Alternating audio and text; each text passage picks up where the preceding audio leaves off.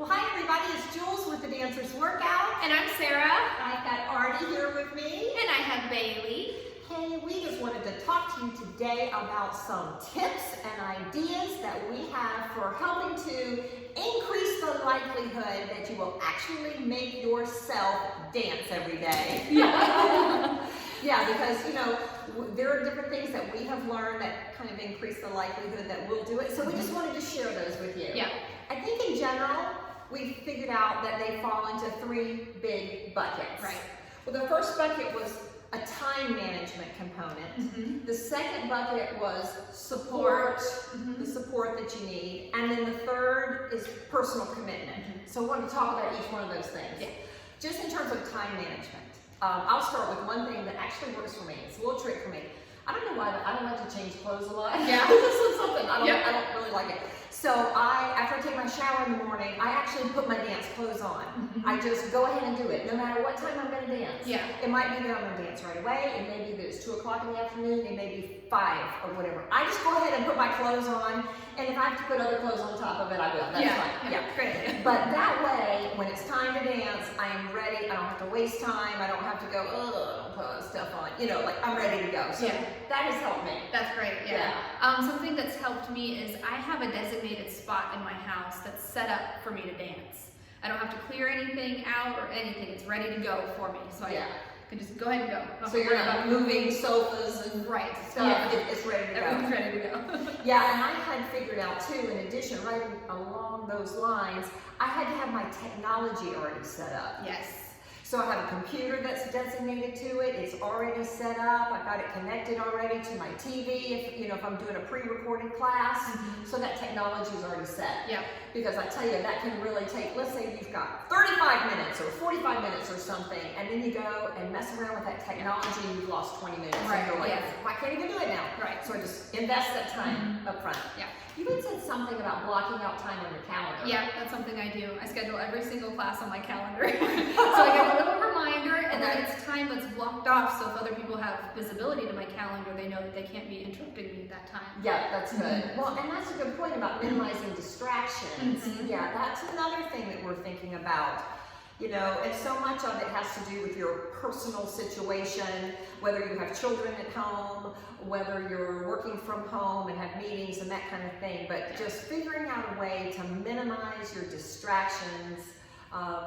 You were saying, turn off your notifications and things like that. Mm-hmm. And I'm always a big one for negotiating, like negotiate with your husband, or negotiate with your children, hey, you guys, you're gonna watch this movie and I'm gonna be doing this, and then afterwards we'll go to Chuck E. Cheese. Yeah. Or whatever it is, or if your husband wants to go off on Saturday or whatever, I'm all into the negotiations, like whatever it helps. Right. Well, I think that takes us into the next phase, which is about support and encouragement, that type of thing. One thing I was thinking about was, if you are a former dancer who is considering coming back to dance and you haven't done it yet, I think it's really important that you reach out to some of the most important people in your life and you engage them in that discussion about that decision that you're making, and make sure that they understand why it's so important to you. Make sure they understand even your fear about it and how hard it is to make yourself do it, and that you explain to them why you have to do it. Like, why do you have this need that you have to do it? I mean, for me, it's like I had this crying episode, I was like, I have to do it, blah, blah, blah. Yeah. But it was really helpful, because then when I started prioritizing time and doing it at the expense of other things, I had that support. Yep. Like, they understood why it was really important. They say a happy wife, a happy life, right? Happy mom, happy everybody, right? So I think that's really important. What do you think about support and encouragement? How's that help? Yeah, I think it's also good to have a support system. If you are feeling unsure about dancing one day, if they know how important it is to you, they can be the people who encourage you to go and dance that day. They say, just go ahead and do it. I know it's important. I know you've had a hard day. You need to dance today. It's good to have those people around. Yeah, and you were talking too about friends. Like, if you have, certain friends that you want to go out with during the week or whatever. Yeah, they know I dance, so the first question is always, do you have dance that night? It's really nice. The girls like, do you have dance that night? What time? The people who love you will work with you on this if you have really let them know kind of the emotional piece of it for you. And then I think the third category was really the personal commitment. You know, and the bottom line is that you do the things that matter to you. I mean, I know we're all busy, right? We're super, super busy. We're taking care of a lot of people, a lot of things. Our jobs are hard, right? I understand all that. Everybody is the same way.